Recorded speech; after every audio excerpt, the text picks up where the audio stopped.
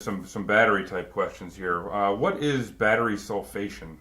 Ah, sulfation is a condition that happens to batteries when they've been undercharged for a very long time. Either they've been off charge, somebody takes the battery out of their boat and sticks it in the garage for the season, and it sits there in the garage until springtime, and then somebody dusts it off and puts it in their boat, and away they go. Yeah. Or you have a battery that's being undercharged in a central office for a variety of reasons. Maybe the battery has some internal fault where it's not getting enough charge. Maybe some other battery has a short in it, and so it's drawing a lot of current, which means there's not enough current available to keep the rest of them charged. For whatever reason, a cell or cells are being undercharged for a long period of time. Is that common in batteries these days, that to be undercharged? Is that like a product flaw, or like what? It's a conditioned flaw. It could be that the rectifiers are set too low to float the battery at its proper charge point. Okay. It could be that one cell in the battery develops a short, so it's consuming more of that power, and then the other ones are starved a little bit. There's a lot of variables. There's a lot of variables, yeah, and it could be the temperature of the room, because how a battery charges is temperature dependent. It could be that you have a string in a spotty temperature situation, because maybe you got a string of X number of cells, and an air conditioning duct is blowing cold air on one or two cells. So these cells are grossly different in terms of temperature than the others, and so that's going to make those cells undercharge. Or you might have sun coming in through a window that's hitting cells, heating it up, and so those batteries are going to overcharge. So all this plays into the all sulfation. Variables. Yeah, well, all those lead to self-discharge within the undercharged battery, and so it starts forming crystals, lead sulfate crystals, on the positive plates. And so if you were to take, most telecom batteries have translucent, transparent jars.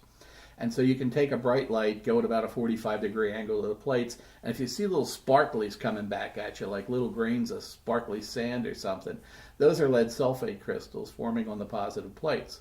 Okay. And that's an indication that you need to do something about it, whether you need to raise the voltage, make sure the other cells in the string are handling the right amount of current.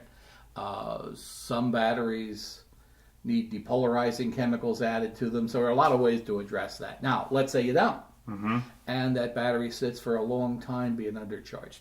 Excuse me. Those lead sulfate crystals build up and up and up to where they start forming spider webs across the plates, what looks like spider webs, or even just thick incrustation coatings of lead sulfate crystals.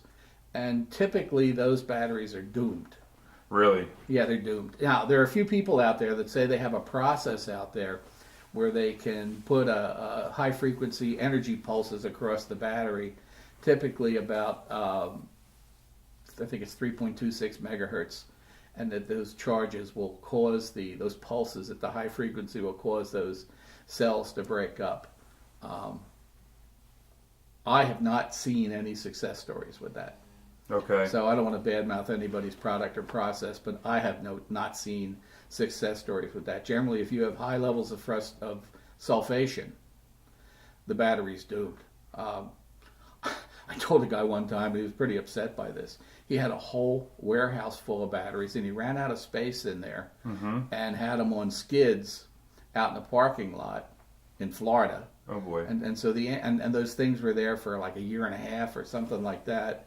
And it was about $1.5 million worth of batteries, and I told them they were junk. They're scrap. Melt them down. It's all brand new. Wow. And so again, this is temperature dependent. If you can reduce the temperature of the battery, you can make it last longer. But not in Florida in the humidity outside. In the heat. Yeah. More the heat than humidity. Okay. And then the other piece of this is, you can put freshening charges on a battery. You can periodically, put a charger on them and bring them up if you're going to keep them in storage a long time.